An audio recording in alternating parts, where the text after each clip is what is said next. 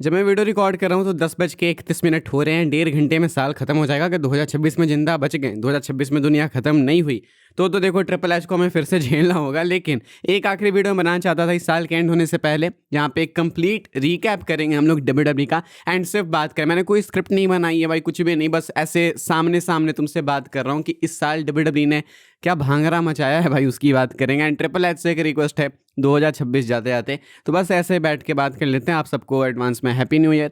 शायद ये वीडियो डलते डलते 12 भी बज जाए, तो अगर आप 12 बजे के बाद देख रहे हैं तो आपको हैप्पी न्यू ईयर, पहले देख रहे हैं तो एडवांस में आपको happy new year. I hope कि 2026 अच्छा जाए। 2025 तो बहुत ही मनहूस था बहुत लोगों के लिए। शुरू करते हैं देखो भाई अपनी बातों को हम लोग सबसे पहले रंबल से।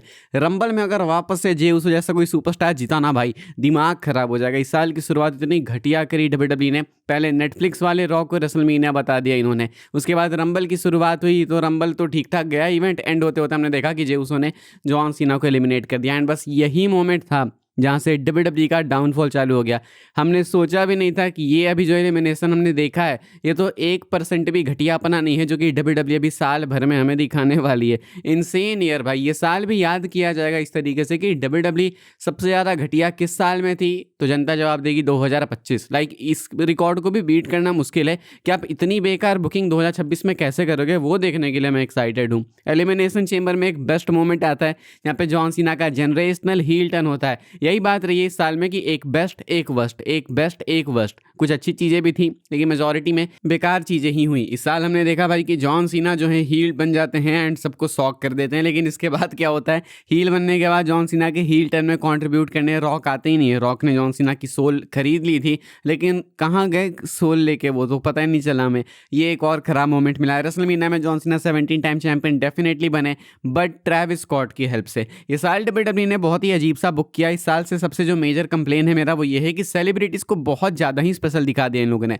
चाहे तुम ट्रेविस स्कॉट की बात कर लो, चाहे जेली रोल की बात कर लो, या अटेंडेंस में जो सेलिब्रिटीज आते रहते हैं उनकी बात कर लो। जब से नेटफ्लिक्स पे मूव हुआ है, सेलिब्रिटीज़ पे बहुत ज़्यादा फोकस करने लगे एंड ये चीज़ मुझे पसंद नहीं आई। ये वही साल है जब WWE ने बिल्कुल सारी लिमिट्स क्रॉस कर दी स्पॉन्सरशिप में। रिंग मैट वगैरह पे तो पहले से ही ये डाल रहे थे सब कुछ, लेकिन इस साल नेटफ्लिक्स के आने के बाद और भी ये चीज़ XXX XXX हो गई भाई। एंड WWE वाले ऐसे एड्स डालने लगे जैसे देख के लगता है कि एड्स में हम लोग शो देखते हैं, शो में ऐड नहीं देखते हैं, एड्स में शो देखते हैं। सबसे घटिया चीज़ एक और मुझे ये भी लगी कि WWE ने इस साल सैटरडे नाइट्स मेन इवेंट जैसे घटिया इवेंट को इतना ज़्यादा इंपॉर्टेंट बना दिया कि वहाँ पे जॉन सीना रिटायर हो गए, गोल्डबर्ग रिटायर हो गए एंड इस इवेंट में बीच में हमें एड्स देखने को मिले। यूट्यूब पे ये वाला इवेंट आया, बीच में पता भी नहीं चला कि कहाँ आएगा, बाद में सोनी वालों ने राइट्स इसके लिए। तो ये वाला इवेंट अगर 2026 में थोड़ा बेटर किया जाए तो अच्छा होगा। मतलब मज़ा नहीं है इसमें यार, बीच में आके बस फालतू का डिस्ट्रैक्शन ही बनता है, ना हो तो ज़्यादा बेटर है। लेकिन 26 के लिए इन्होंने ऑलरेडी इसको अनाउंस कर ही दिया है। 26 में मेरी डिमांड ट्रिपल एच से ये है कि प्लीज़ आप जो भी बुक करो यार थोड़ा 10 बार सोच लो।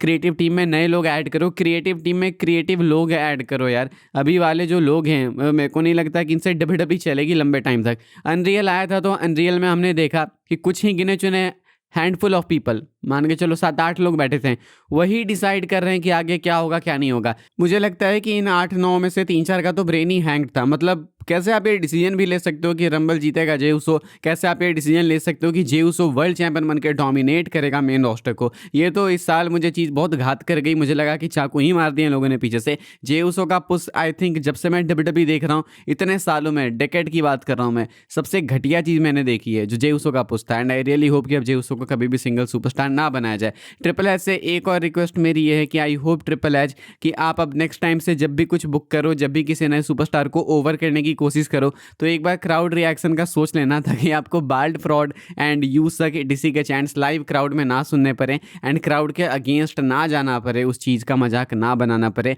जॉन सीना के टैप आउट करने की बात कर रहा हूँ मैं। ऑब्वियसली मुझे पर्सनली उस चीज़ से ज़्यादा प्रॉब्लम थी नहीं, लेकिन अगर मेजॉरिटी को प्रॉब्लम है then there is a problem. Also एक चीज़ मैं चाहूँगा कि अगर रोमन रेंस का कॉन्ट्रैक्ट थोड़ा सा बेटर किया जाए, क्योंकि इस साल रोमन का होना ना होना इक्वल था मेरे लिए। एक ही 2 जगह याद आती है रोमन की, वॉर गेम्स में, रेसलमेनिया में। इसके अलावा रोमन ज़्यादा इस साल किसी मेजर फ्यूड में थे नहीं। रोमन तो ब्रॉन्सन रीड से भी हार गए, तो ये साल तो रोमन के लिए बहुत ही बेकार गया। आई होप कि 26 अच्छा जाए। 25 में एक बहुत अच्छी चीज़ की WWE ने, वो ये कि लेसनर वापस आ गए। मज़ा आया लेसनर को देख के। लेसनर का कमबैक हुआ, भयंकर हाइप बन गई। फिर हमें लगा कि लेसनर चले जाएंगे, इतना आउटरेज हुआ, लेकिन लकीली अभी तक लेसनर बने हुए हैं and I think he is here to stay. मिला जुला के बात यह है कि 2025 को अगर मैं रैंक करूँ 10 में से तो 2 देना चाहूँगा, क्योंकि इस साल इन लोगों ने इतना कचरा करा, ये सब करा, मिला जुला के WWE के लिए इंटरेस्ट ही खत्म कर दिया, मतलब मज़ा ही खत्म हो गया। अब मैं डिफाइन भी नहीं कर पाता कि आखिर WWE बोरिंग क्यों हो गई है। मुझसे भी पूछ लेता कि बोरिंग क्यों है, तो मैं क्या आंसर दूँ? सुपरस्टार्स पे ब्लेम करूँ, क्रिएटिव टीम पे ब्लेम करूँ, या बिजनेस इतना एक्सपोज हो चुका है उस पर ब्लेम करूँ? समझ भी नहीं आता। लाइक आप फ्लॉज भी नहीं निकाल सकते, इतने फ्लॉज है कि आप फ्लॉज निकाल ही नहीं सकते, हर तरफ फ्लॉज ही दिखते हैं, किसको ब्लेम किया जाए? कहने का मतलब है कि अभी सुधर तो देखो नहीं पाएगा, बट आई होप कि अभी इतना खराब हो गया तो यहाँ से थोड़ा बैलेंस आउट करने की कोशिश कीजिए, यहीं पे सुधारिए। अगले साल मुझे मालूम है कि WWE का एम है कि नए टैलेंट्स को पुश करेंगे, जीवॉन, एवेंस, ओबा फेमी, ट्रिक विलियम्स, etc, लेकिन इस चक्कर में अपने मेन टैलेंट्स को मत भूल जाना। लेसनर हो गए, रोमन हो गए, ये अभी भी आपके लिए ड्रॉ करते हैं, इन लोगों को मत भूलना। CM पंक, कोडी रोड्स, इन लोगों को मत भूलना, इन लोगों को लाइमलाइट में डेफिनेटली रखना। चाहता हूं मैं कि न्यू स्टार्स बने, न्यू सुपरस्टार्स बिल्ड हो, लेकिन इसका मतलब ये नहीं है कि उन पर रिलाई करने लगो, क्योंकि तुम जब उन पर रिलाई करते हो तो प्रोडक्ट हो जाता है बोरिंग। एंड ऑल्सो जो वीकली एपिसोड हैं उनको इंटरेस्टिंग बनाने की नीड है, बिकॉज एट दिस पॉइंट मुझे लगता है कि चैनल पे 80% लोग हैं जो कि वीकली शोज देखने के लिए अब सुबह नहीं उठते हैं, वो वीडियोस कहीं वेट करते हैं, प्लस वो ट्विटर, इंस्टाग्राम वगैरह पे ही देख के काम चला लेते हैं। सही बोलूँ तो मैं फोर्स भी नहीं करता किसी को देखने के लिए, क्योंकि प्रोडक्ट उस लायक है ही नहीं। बाकी ये वीकली शोज तो छोड़ो, PLEs भी नहीं उस लायक। 1-2 PLE मुश्किल से, रंबल हो गया, समरस्लैम हो गया, रेसलमीना हो गया, बीच में कोई एक्साइटिंग PLE हो गया, हाइप बन गई तो बात आती है अलग, लेकिन ऐसे कोई एक्साइटमेंट भी नहीं आती है।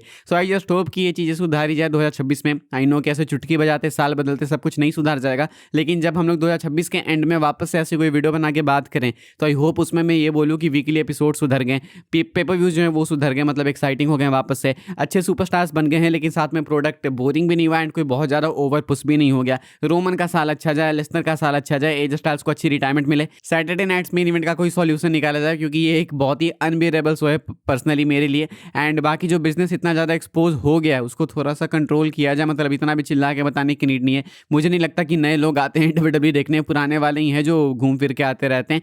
एंड मुझे लगता नहीं कि ऐसा कुछ होगा, क्योंकि WWE ने अनरियल 2 अनाउंस कर दिया है 20 जनवरी के लिए। मिला जुला के बात यही है कि ये साल बहुत अजीब सा था WWE का। आई होप कि ऐसा साल वापस कभी भी ना आए, एंड आई होप कि 2026 एक बेटर ईयर हो, एंड आई होप कि इसकी शुरुआत हमें पहले मंडे नाइट रॉ के एपिसोड से ही देखने को मिल जाए, जो कि हमें देखने को मिलेगा इंडिया में 6 जनवरी को। हालांकि स्मैकडाउन भी होगा, लेकिन उससे मुझे ज़्यादा होप्स नहीं है, मैं मंडे नाइट रॉ की बात कर रहा हूँ। बाकी भाई बस इस वीडियो के लिए यही बातें मैं करना चाहता था। साल खत्म होते होते मुझे लगा एक ऐसी वीडियो बनानी चाहिए। आप लोग बताना इस साल आप WWE को कैसा रेट करना चाहोगे 10 में से। And again happy new year आप सबको। आई होप कि आपका साल 2026 अच्छा जाए। Happy new year in advance. And 12 बजे के बाद देख रहे हैं तो हैप्पी न्यू ईयर। मिलूंगा मैं आपसे अब अगली वीडियो में कल सुबह, तब तक के लिए good bye, thanks for watching, again happy new year.